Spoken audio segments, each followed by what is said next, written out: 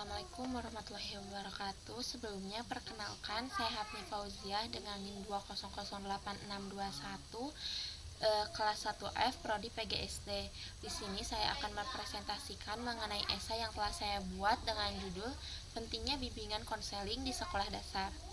Salah satu indikator bahwa bangsa itu berkualitas dapat diketahui melalui karakter setiap orang yang berbeda dalam bangsa itu sendiri.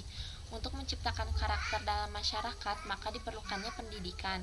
Pendidikan yang berkualitas didorong oleh kemampuannya itu sendiri, tempat untuk mengembangkan kualitas yang dimiliki seseorang dan juga untuk membentuk karakter yang baik adalah lingkungan sekolah. Dalam hal ini, sekolah menyediakan layanan bimbingan konseling. Layanan ini bukan hanya diberikan pada siswa-siswi SMA ataupun SMP. Layanan ini juga sangat penting diberikan kepada siswa-siswi di SD. Menurut Jamal, bimbingan adalah proses yang dilakukan untuk membantu individu menemukan dan mengembangkan kemampuannya agar memperoleh kemanfaatan pribadi dan juga kemanfaatan sosial. Sedangkan konseling adalah salah satu teknik pelayanan bimbingan yang diberikan, di mana proses bantuan itu melalui wawancara dalam serangkaian pertemuan tatap muka antara guru sebagai konselor dengan siswa. Bimbingan konseling juga dapat didefinisikan sebagai layanan ahli dalam konteks memandirikan peserta didik. Dalam bimbingan konseling, guru berperan sebagai konselor. Konselor yaitu tenaga kependidikan yang memiliki keahlian dalam menyelenggarakan pendidikan. Ada beberapa alasan yang mendasari pentingnya bimbingan konseling di SD menurut Widada, yaitu siswa-siswi SD memerlukan bimbingan sejak dini untuk menghadapi tugas yang lebih menantang di masa depan.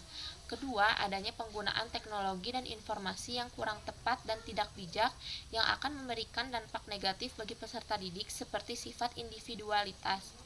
Ketiga, melihat kondisi peserta didik yang kurang mengenal lingkungan dan juga dirinya sendiri, serta belum memiliki pengalaman yang cukup untuk menentukan arah hidupnya. Keempat, kegagalan peserta didik sekolah dasar akan menimbulkan kecemasan, kekecewaan, dan juga ketidaksiapan dalam menghadapi tugas perkembangan berikutnya. Dan yang kelima, menurut Muhajarah, yaitu tuntutan hidup yang semakin besar dan kompetitif pada masa modern ini yang rentan menimbulkan kecemasan, stres, dan juga depresi pada siswa-siswi. Menurut Widada, dalam melaksanakan program-program bimbingan konseling ada beberapa pendekatan.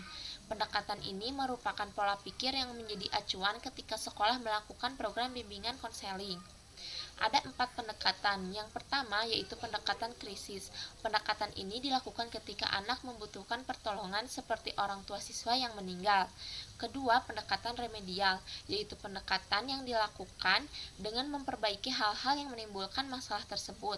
Ketiga, pendekatan preventif, yaitu upaya bimbingan untuk mencegah anak melakukan masalah. Dan yang terakhir, pendekatan perkembangan, yaitu untuk membantu memfasilitasi perkembangan anak.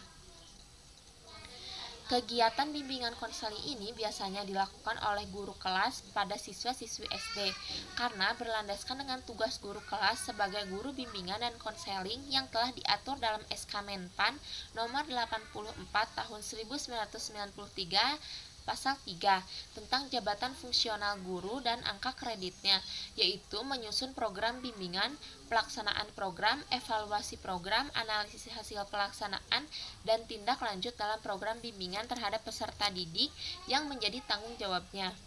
Penulis juga mengetahui bahwa di SD biasanya tidak ada guru bimbingan dan konseling atau konselor karena dirasa cukup dengan tugas guru sebagai guru kelas sebagai guru bimbingan dan konseling. Namun hal itu dikhawatirkan guru kelas tidak memiliki keahlian sebagai konselor. Bimbingan konseling untuk peserta didik SD sangatlah penting agar potensi yang dimiliki siswa dapat berkembang secara maksimal. Bimbingan konseling di SD biasanya dilakukan oleh guru kelas. Oleh karena itu, peran guru kelas sangatlah penting dalam kegiatan bimbingan konseling. Guru kelas dapat menggunakan keempat pendekatan, yaitu pendekatan krisis, pendekatan remedial, pendekatan preventif, dan pendekatan perkembangan. Sekian yang dapat saya sampaikan. Atas kekurangan dan kelebihannya saya ucapkan mohon maaf.